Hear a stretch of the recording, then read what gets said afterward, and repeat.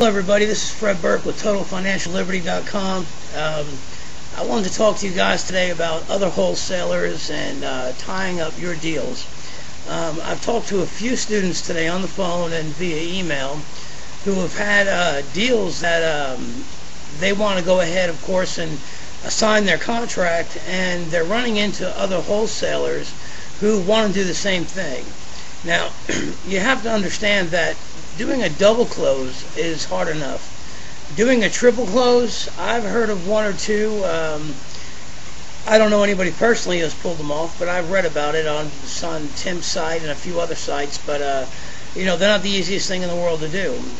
So when you have a property under contract, if you have an option on that contract, make sure that you have a closing company that is going to be able to close your deals, your assignment deals and your double closes. So make sure you have an investor-friendly title company that you can use.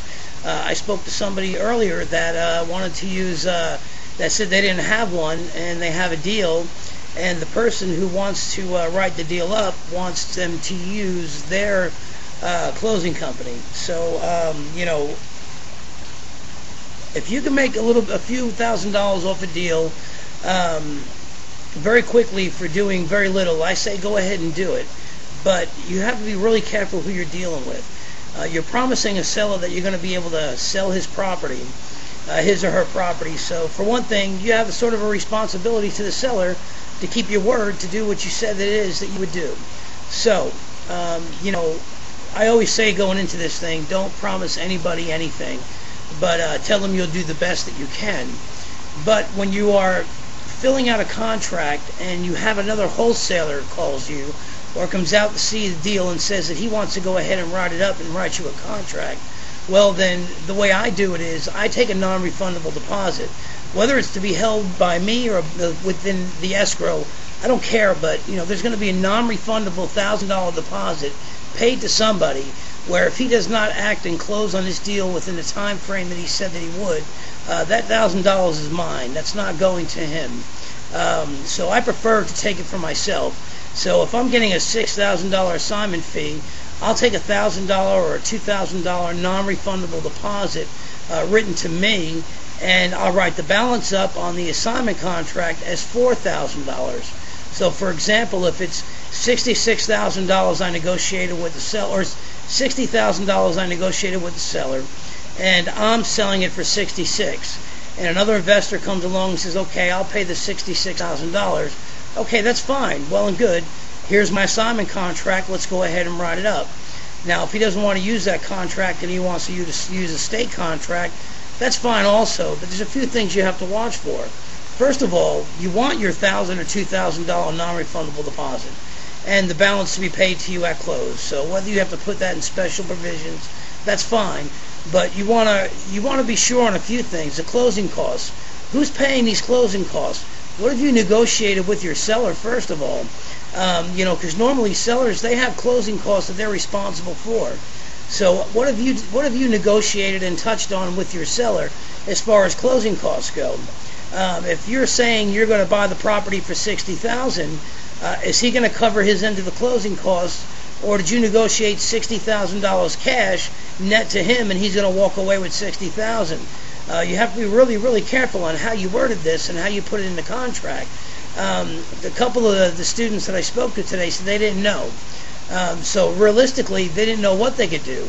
So if they negotiate $66,000 or $60,000 with the seller, $6,000 is their assignment fee, so they're getting $66,000 from this other investor. You know, who's paying all the closing costs? Who's paying for the survey? Who's paying for the title policy? Who's paying for the appraisal if an appraisal needs to be done?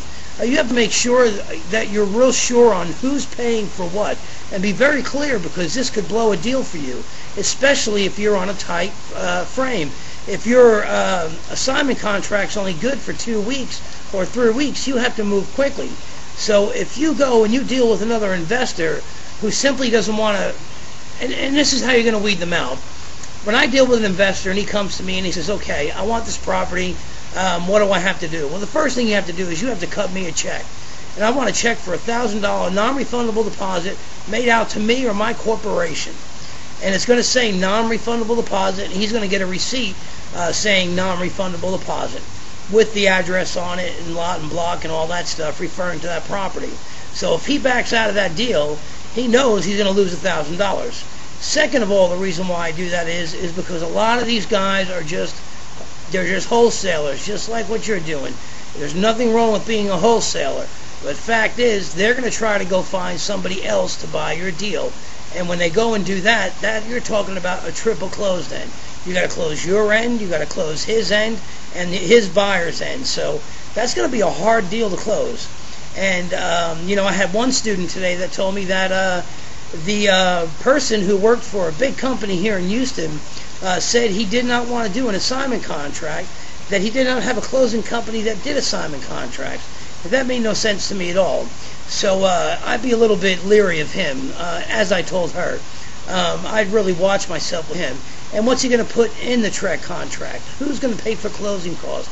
Who's going to pay for a survey? Who's going to pay for all the things that come up in a closing? My deal is, if I tell my guy $60,000 and he's getting $60,000 cash, I'm going to ask him, or I'm going to tell him, there's going to be closing costs on your side. How much? Well, I'll try to figure it out the best as I can. If he says, well, no, then I'm not going to go for it, then I know that what he wants is he wants 60 net. So I have to raise the price to say 65. And then I have to ask for 70 or 71 to get my money out of the deal. So you have to be really careful and be really sure what you negotiate with your sellers and also with your buyers. So be real careful and always, always be upfront with your sellers and cover every aspect so nothing can go wrong to keep the deal from closing.